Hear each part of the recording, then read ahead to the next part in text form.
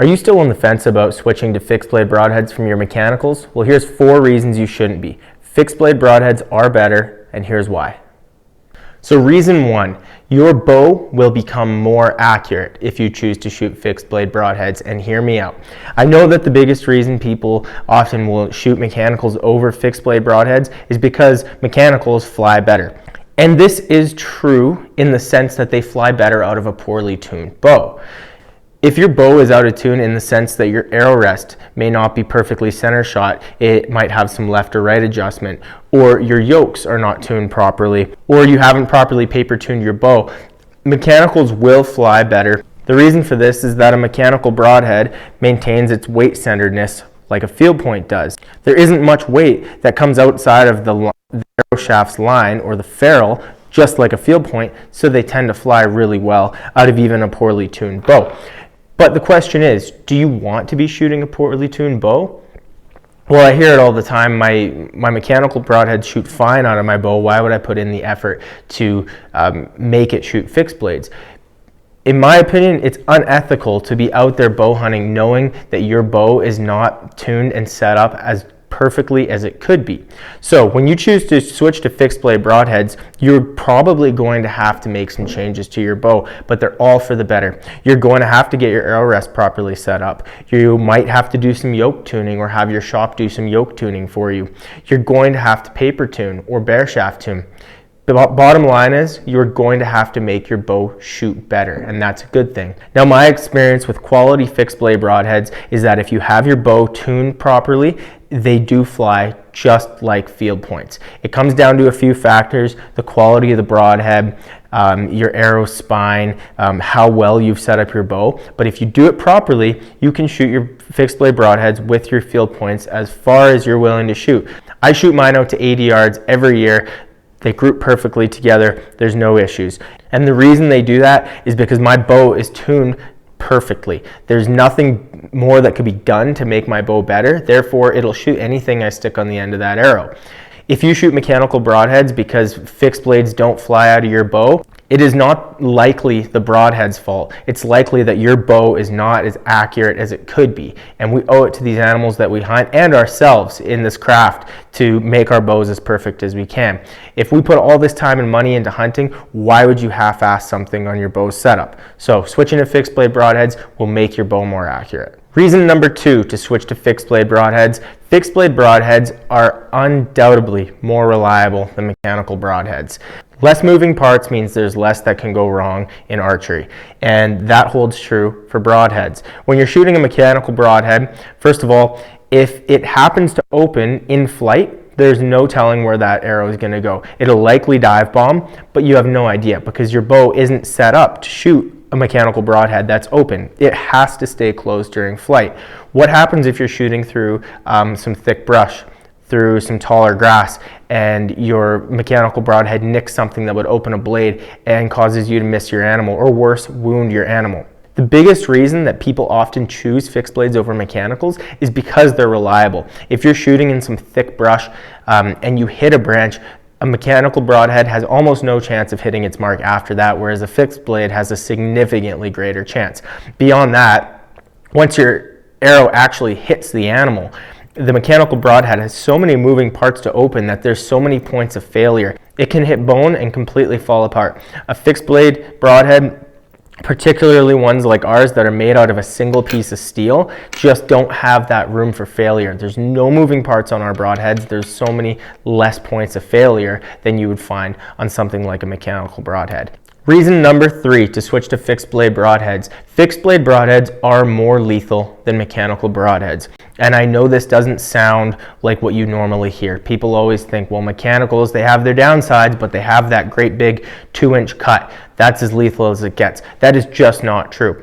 We talk lots about what it takes to actually kill an animal, and the fact that the lung cavity is essentially like a balloon. Once it's popped, that animal is going to die. It doesn't matter if you pop a balloon with a 2-inch broadhead or if you stick it with a dart, it's going to pop regardless. And it's the same sort of thing with an animal's lung cavity.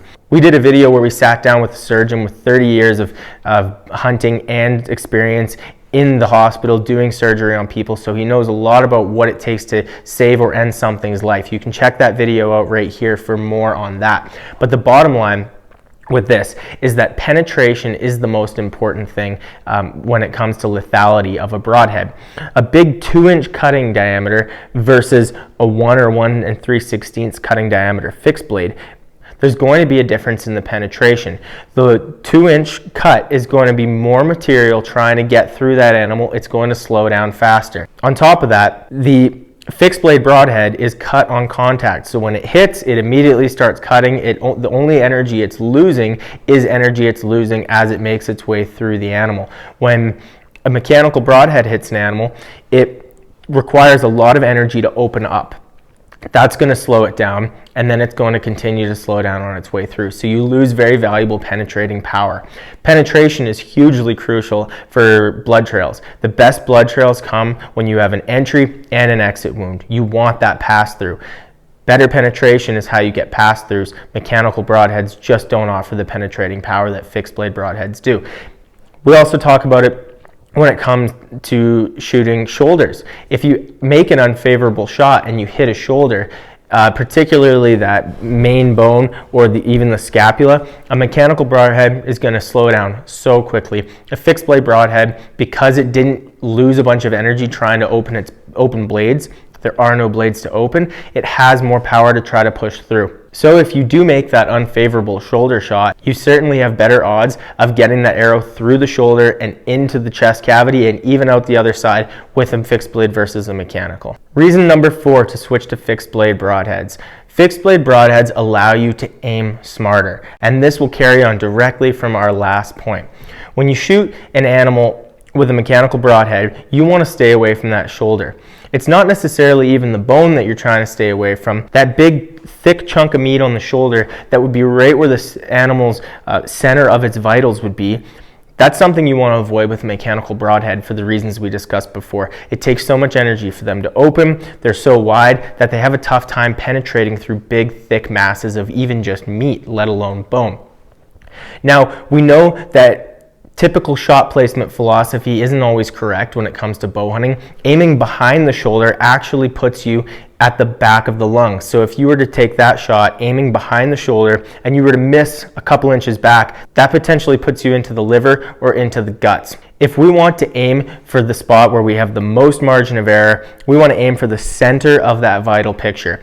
That center of the vital picture is straight up from the leg. Now this is specifically talking about deer. Every animal is a little bit different. In general, if you go straight up from that leg into that crease by the shoulder, even a little bit forward of that, that is where the center of your lungs are, and that's also where the heart has all those big arteries at the top of it. So if you were to put an arrow through that, and you have an arrow that you're able to get through that muscle in the shoulder, you have a way better chance of actually killing that animal. Because if you do miss an inch forward, an inch back, an inch lower, an inch high, at least you're aiming for the center of that vital picture. If you're aiming behind the shoulder, then you're not aiming at the center. Missing a few inches down or back could completely miss the lungs. So when you shoot a mechanical broadhead, I agree, it's not great to aim at that front shoulder. You just don't have the penetrating power to play with that type of shot. So shoot a fixed blade broadhead. It allows you to take smarter shots where you're actually aiming at the center of that animal's vitals. Now, I'm not suggesting that we all of a sudden just start making shoulder shots on everything we shoot. This comes down to a case-by-case basis on different types of animals.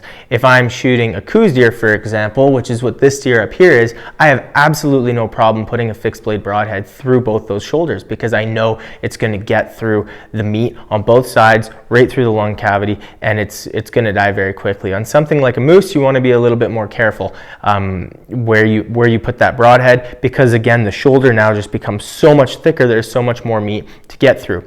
Which brings us back to fixed blade broadheads. If you do make that unfavorable shot, or let's say you're shooting a lower poundage bow, you want to have as much penetrating power as possible so that even on that bad shot, you maximize your chances of getting into the vital cavity and killing that animal and recovering that animal. That's the biggest thing.